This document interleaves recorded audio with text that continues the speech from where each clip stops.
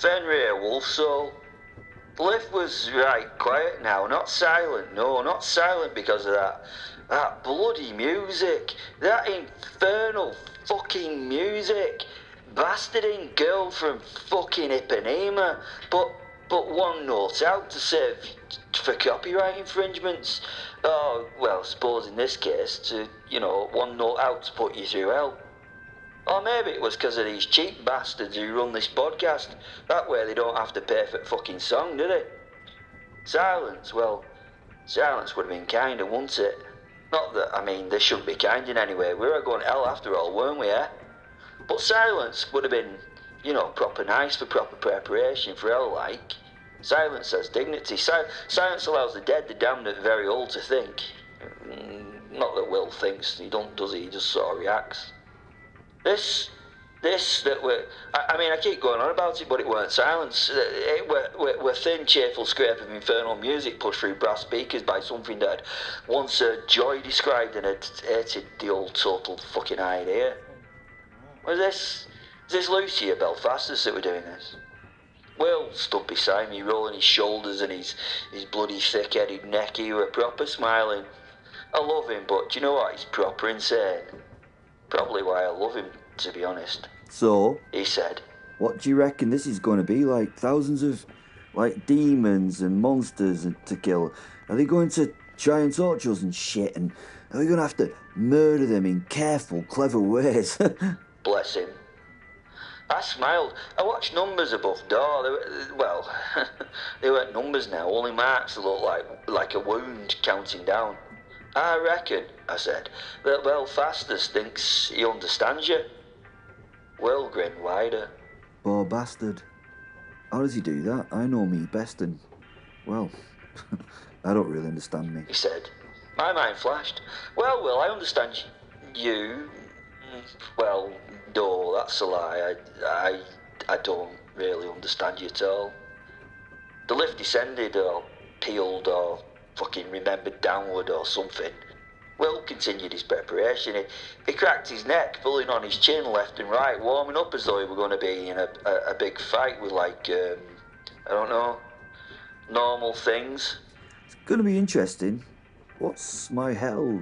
I wonder what he reckons my hell is, because I'm a werewolf, right? So he probably thinks it's like endless silver knives, hunters, moon-filled woods, I don't know, some big bastard with a chain. He asked it like as a rhetorical question. Well, I should have treated it as rhetorical. That would be too generous, I thought out loud. He looked at me then, still smiling but listening.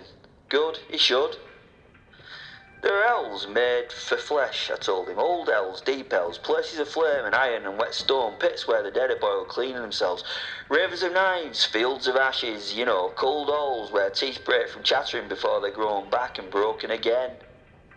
There are places where bodies are taken apart with such patience that pain becomes a proper language.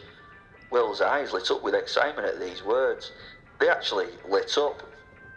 He's proper psychotic, is this lad, Yeah, I remember that one. That was that was interesting testing, and if I remember, bloody.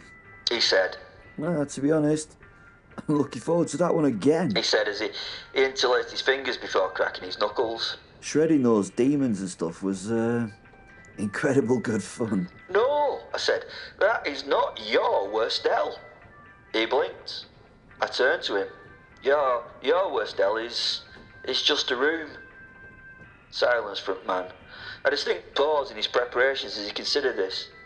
That feral smile he always wore faltered. Just a little. A room? He asked. Yeah, a clean room. Warm, safe, no enemies, no doors or windows to break. No one to save. No one to kill.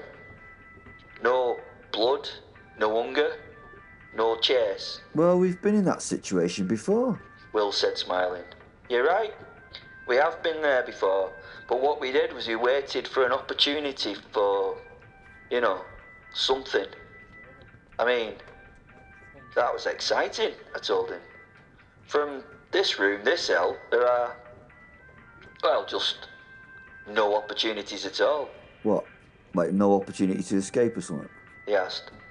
No, just no opportunities, I told him. None. The lift hummed. The possessed music continued. Nothing was said for a wee bit. And in that room, I continued, no one ever will stop moving. Ever? Ever? Shit, that's dull. I heard him think. I suppose when you mean everyone, you mean that you won't be there either, don't you?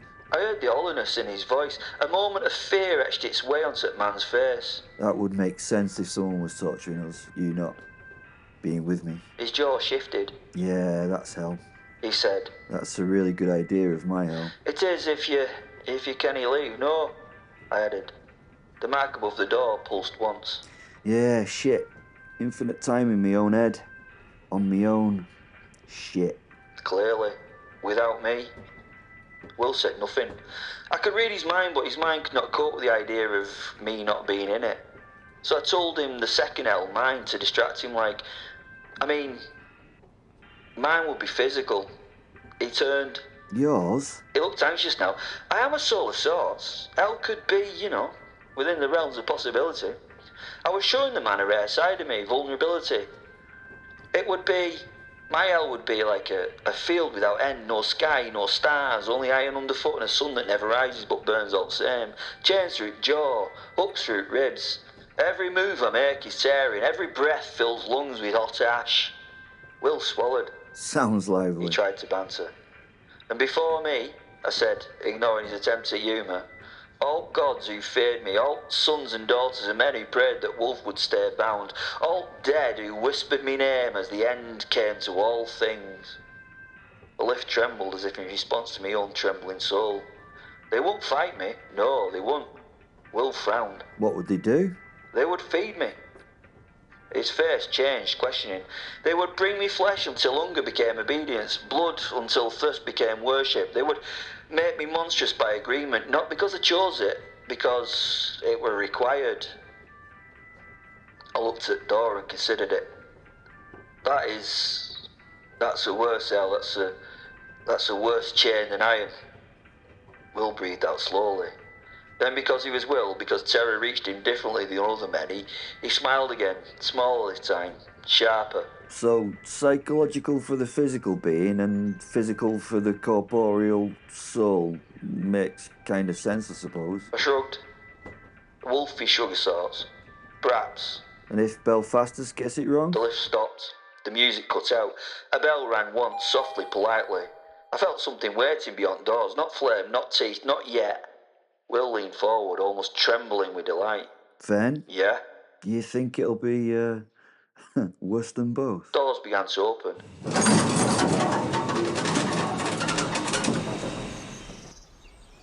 Well, lad, I suppose it's time to find out. And then, I smell grass, rain, house fire long gone cold, and underneath it, I smell home. Yes, I said. Good, I like worse. Whispered Will. Fuck Hope. Fuck Belphastus. Fuck everyone but us. Lucy. The drawing room had settled into that particular sort of atmosphere one only achieves when reality is thoroughly given up, and everyone present has tacitly agreed not to mention it. Father McKenzie sat in the corner, clutching a teacup with both hands like a man attempting to anchor himself to civilization through crockery and tea. He rocked back and forth like an animal trapped in the park.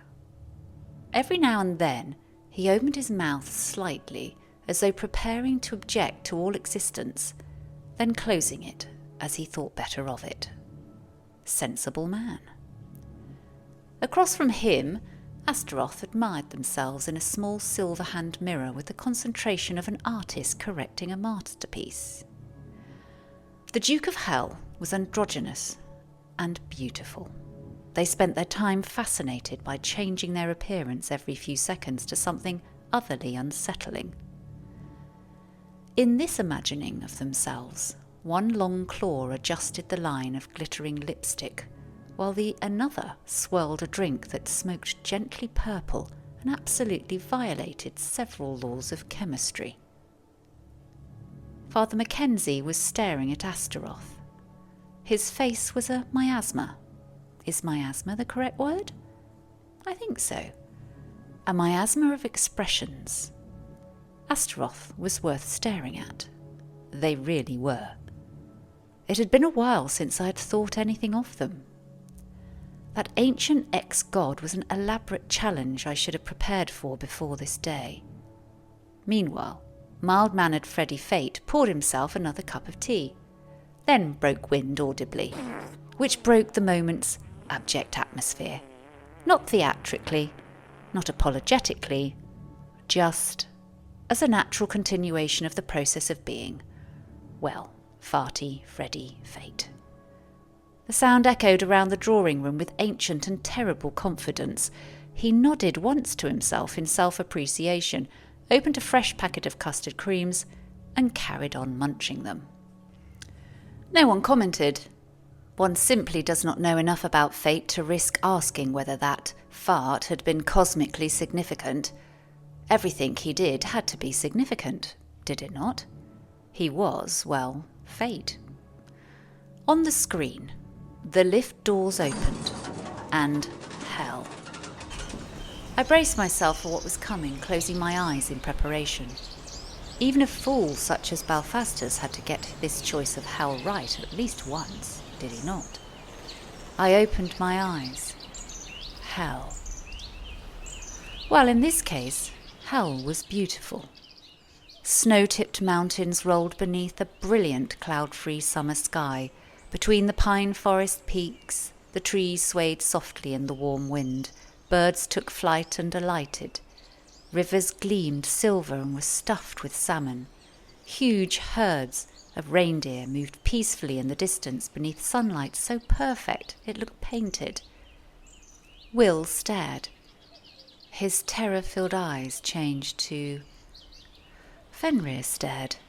His terror-filled eyes changed to... A simple description is required. Not terror-filled. They both slowly looked at one another and smiled. Wil's smile brought out the handsome radiance of that more than male face. Fenrir smiling was also a sight to behold. A shadow wolf showing more teeth than should ever be shown in good humour. Behind me, Belphastus made a small, uncertain noise. I laughed immediately, a rich, delighted laugh. "Oh, Belphastus," I sighed happily, "you've done it again." On screen, Wil and Fenrir shifted. The soul leapt into the man. Nothing. No hard cinematic transformation, just a change. The great black wolf emerged from nothing like a living storm front, enormous paws tearing into flower-covered hillsides, as the two souls merged fully into one impossible beast. And then they frolicked. There's no dignified word for it. Frolicked is what I saw, and frolicked is what it was. A pure, unadulterated frolic. They rolled through the grass, they bounded through the streams, snapping at the fish that flew through the water before them. Wil's manic joy bled through the wolf form so strongly that even Fenrir's ancient dignity eventually lost the battle, and the gigantic wolf chased butterflies before remembering it was an apex horror thing. Then it spotted the reindeer. Its eyes widened. The hunt began. Belphastus stood abruptly. No! He pointed furiously at the screen. No! No! No! This is not how this board functions! I smiled into my port. And yet... He snarled and thrust both hands outward. Empathy! The sky above the wolf split open. A gigantic white weather balloon descended into view, perfectly round, perfectly harmless looking, with one single word painted upon it in enormous, cheerful letters. Empathy! It tethered itself neatly to the wolf's tail, somehow tied unbeknownst to the monster. The beast stopped, looked behind itself, paused, Then it immediately began spinning in furious circles, trying to bite it. The balloon bobbed harmlessly away. The wolf lunged again, missed. Again, missed. The gigantic ancient embodiment of destruction rolled down a hillside trying to attack a floating emotional concept tied to its backside. The balloon remained pristine. Branches bent around it, rocks avoided it. Physics itself appeared sympathetic to its mission. Fenrir's voice echoed faintly from the wolf as it crashed through a small forest. Fenrir, this feels symbolic. Wil, I hate it. Belphastus folded his arms smugly. Now, He announced to the room. they shall experience every ounce of guilt, every death, every victim, every moment of suffering they ignored. But in a form they can suffer. The wolf slammed itself bodily into a tree, trying to crush the balloon. The tree exploded. The balloon drifted gently onward, untouched. They will feel empathy forever now, I tell you. Forever. With it tied to that bastard's tail. He let rip that evildoer's maniacal laugh that has been lost from modern cinema. I smiled. Honestly smiled. Because this, dear listener, was funny. Oh dear, I said softly. You attached emotional growth to a creature whose first instinct is property damage. The wolf was now attempting to bury the balloon underground by digging at speeds usually associated with industrial excavation. The balloon bobbed patiently above the hole. The monster was looking absurd. I clicked my fingers. A door appeared on the screen. Just a door. There was nothing to be a door in, but it was there. And that door immediately burst open. The Amazombie delivery pair of Berts shuffled in, carrying an absurdly large sewing pin between them like priests transporting a sacred relic. Special delivery for, One of them tried to read the clipboard it held, but failed. The other zombie took spectacles from a pocket and then placed them on a head that had nothing to support them. Giant dog thingy. He announced proudly. Amazombie cares. Added the other. Do you get it? Amazombie? Right clever there is. We do have a laugh when people get it. The wolf on screen suddenly froze. The balloon bobbed. Its ears perked. There was now something that he could do. It roared its anger and decided to take it out on that something. The something that could be done was a zombie. It charged at the delivery corpses, who stared at it without reaction and leapt, travelling through the air, saliva dripping from its open maw. It hit one of the perambulating bodies square in the chest, smashing it to the floor. The crunch of ribs was audible as it was hit and stomped by 300 kilos of wolf. Once the beast had stamped the zombie's chest flat, it closed its mouth around the dead thing's head, ripping and worrying it as it tore a mouthful from the prone zombie's body. The sound of this assault was horrendous, especially as the zombie made no noise or remonstrations as it happened. It just looked confused as pieces of dead zombie flew about as the wolf pulled it to bits with paws, mouth and claws. An arm flew here, a leg over there. It was utter destruction. It only lasted a few seconds, but seemed to take an aching eternity. A pause, silence. The wolf stood on what was left, which, to be honest, wasn't much. It breathed hard for a moment, spat from its mouth, contents to the floor, sighing with satisfaction, before lifting its head to the sky and howling its joy. The luckless Bert's head rolled to stop right in front of the other Bert's boot. Silence. Then Bert's head somehow turned to face the full corpse Bert. Physically impossible. Oh, why is it always bloody me? And why don't you bloody do naught about it? He asked the other Bert, who seemed to be looking near the talking head with an eye socket that contained not an eyeball but a pickled egg. We have to at least take this one to HR, Bert. Said bodiless Bert. I swear, I saw nothing, Bert. Said pickled egg eye. I thought you were playing with a puppy.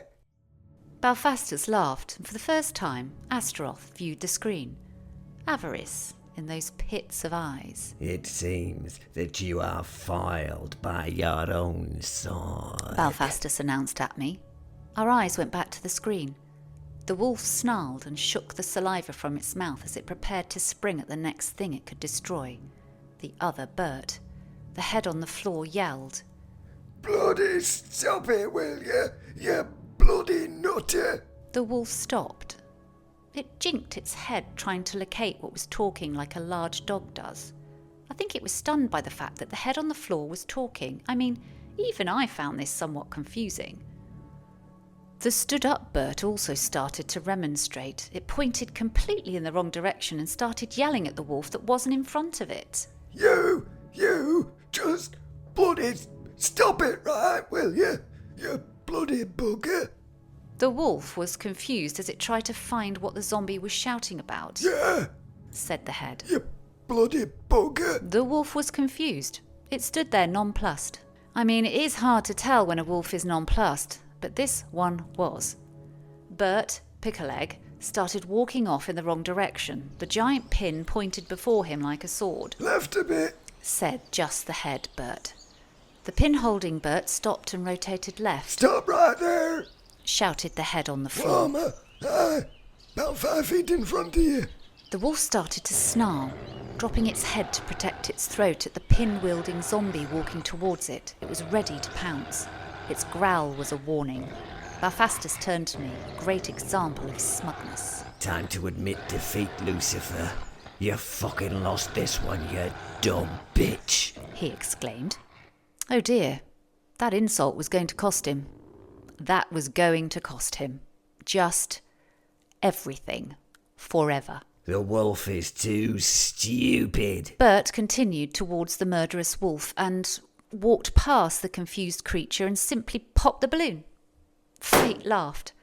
It was a very young laugh for a very old god. What are you laughing at, you stupid bastard? Said Belphastus, turning to the little old man Fate, sat in his pyjamas, who paused his munching mastication at this offer of an affront. That was another mistake. That was the mistake that ended it for Belphastus. Fate looked at him. Fate, with no eyes, suddenly had black orbs in his head, and he smiled a very old smile. Belphastus turned to Astaroth. Come on! When are you gonna fucking do something? He shouted at the demon. Astaroth met his gaze, smiled, and shook its head in response before taking a long draught from its drink, nodding for him to continue.